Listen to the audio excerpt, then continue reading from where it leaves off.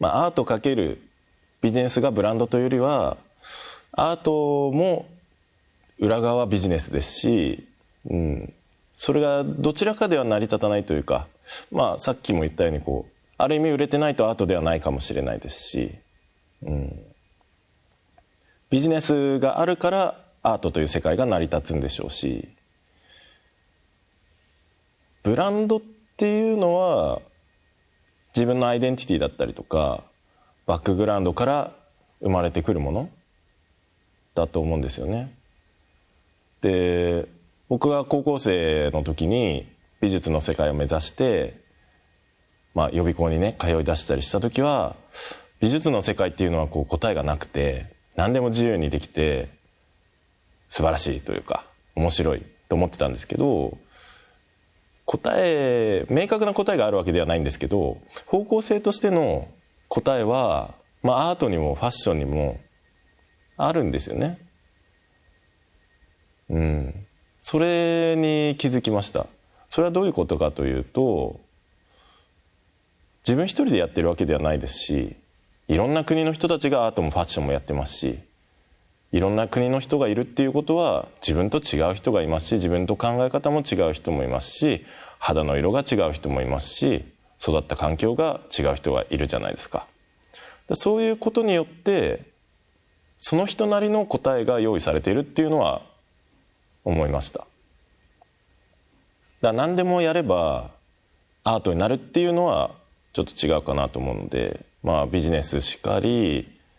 アイデンティティだったりとか、自分自身をどれだけ見つめることができるかということが、ある意味ブランド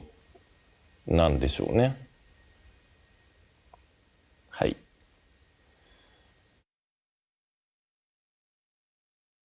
今後はですね、続けていきたいですね。とにかく続けていきたいです。続けていくためには何が必要かっていうことを常に考えています。自分がいなくなったとしても残ってほしいですね。それぐらい価値のあるものだという認識を持ってもらえたらとても幸せですよね。その価値があるっていうのは文化的な意味だったりとか、ファッションの世界にしてもそうですし、日本人として誇れるようなものが作れたらいいなと思ってます。だから具体的にどうしたいこうしたいというよりは、とにかく続けていきたいですね。200年とか500年とか1000年とか、残ったらいいと思うんですけど、残ればいいというわけではないんですけどね、その文化的な価値を、キープし続けて、しっかり伝統を積み重ねていけるブランドであったら嬉しいですね。そうでないのであれば残る必要はないと思うので、自分でそれができなくなったら閉じるかもしれないですね。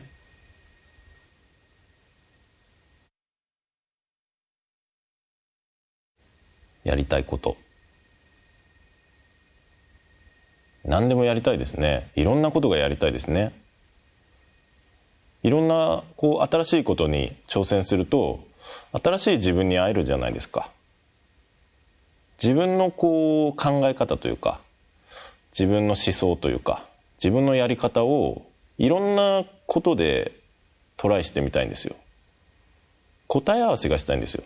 自分が考えていることは間違ってなかったのかというか、自信が持ちたいんでしょうね。だから自分の弱いところがたくさんあるのは分かっているので、そういうことに対して挑戦したいっていうことですね。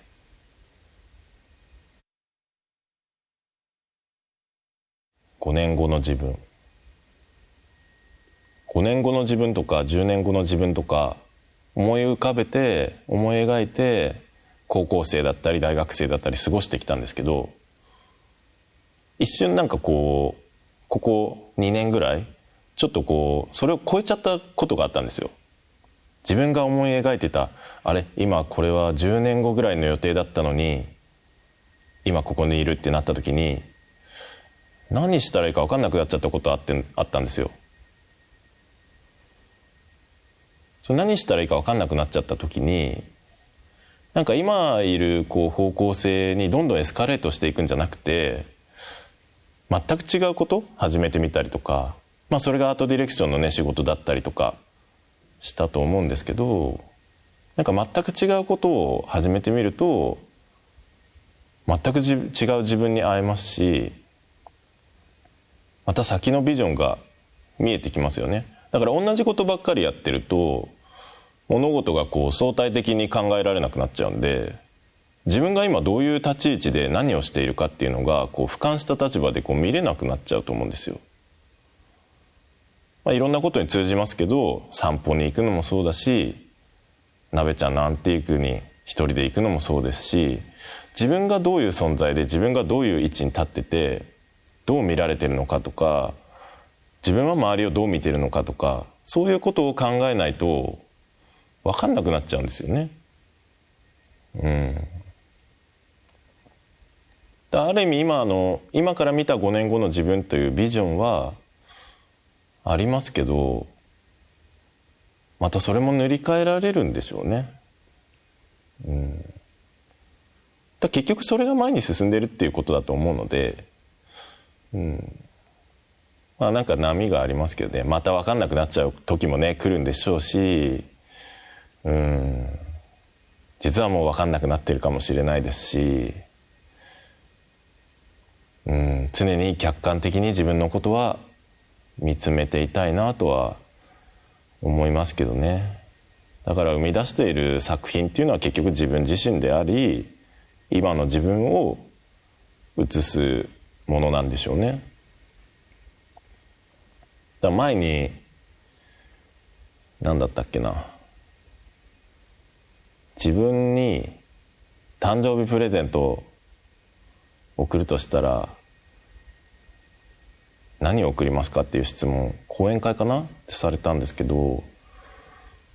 僕は自分で自分のために自分の靴作りたいなと思ったんですよ。自分の靴っていうのは自分が履く靴ではないんですけど、それは個人的な感情が入りすぎちゃうので、自分の今作っているような作品を自分のために作りたいなと思ったんですよ。それを毎年同じものを作りたいなと思ったんですよ。同じものを同じ作り方で同じように作りたいと思ったんですよ。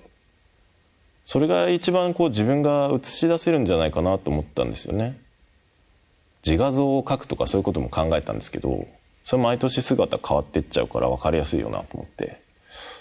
毎年同じものを作った時に一番今の自分が映し出されるんじゃないかなっていうのはすごい思ったんですよ。だから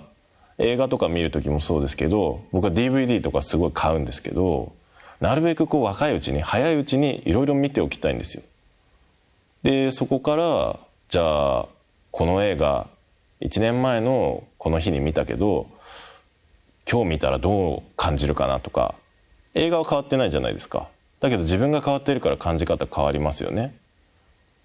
そういうところから自分を導き出したいと思ってるんですよね。自分を見失うことっていうのは結構簡単だと思いますし、自分を見失っているっていう自分に気づくことってすごい難しいと思うんですよ。常に前を向いて自分自身を見つめ直して前に進んでいくっていうことが、大切だと思うので、そのブランドを続けるっていうこともそうですけど、5年後、ある意味変わらないでしょうし、変わらないっていうことは変わってるっていうことなんでしょうね。